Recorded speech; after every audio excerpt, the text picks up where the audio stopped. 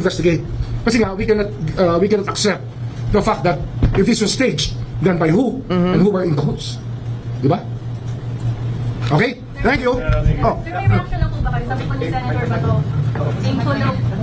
thankful daw po siya sa inyo kasi nabigyan niyo daw po siya ng early information about the ICC. Hindi, ang tataka ko sa kanya, naging chief PNP. Okay, mga kababayan, maganda yung tanong pero hindi sinagot ni Boying Rimulya. May sinabi si Bato de la Rosa na nagpapasalamat daw po siya sa inyo na binigyan niyo siya ng tip na meron na siyang warrant of arrest. 'Di ba? 'Yun ang tanong sa kanya, mga kababayan, pero hindi po sinagot ni Boying Rimulya. Okay? Iniwasan niya po yung tanong, mga kababayan. Paano? Totoo na kayo talaga ang nagbigay ng tip kay Bato de la Rosa na meron na siyang warrant of arrest. Siguro sabi niyo, pare, magtago ka na.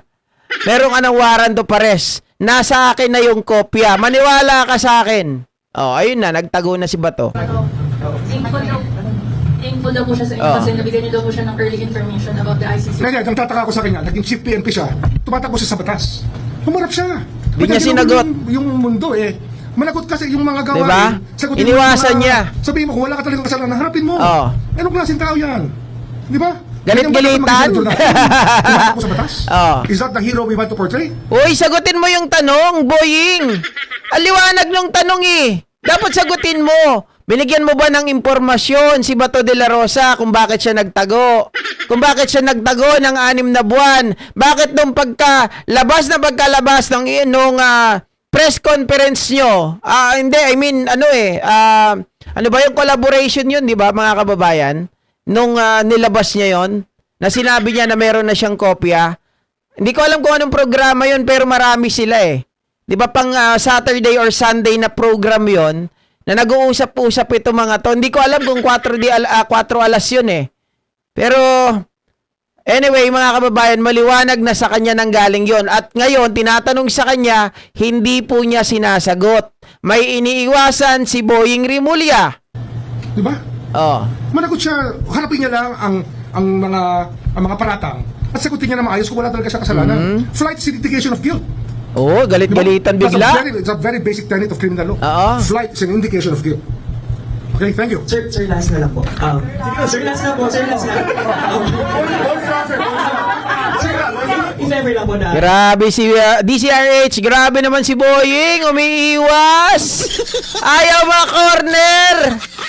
Simpleng yes or no lang yun Sabihin mo talaga kung ikaw ba ang nagbigay ng impormasyon kay Bato de la Rosa, kinontak mo ba siya, tumawag ka pa sa kanya? I know investigations pa naman yung nangyayari, but if ever mapatunayan na stage, na scripted lahat ng nangyayari, ano yung mga kaso na pwede natin isang... Obstruction of justice ang pinakamabigat dyan.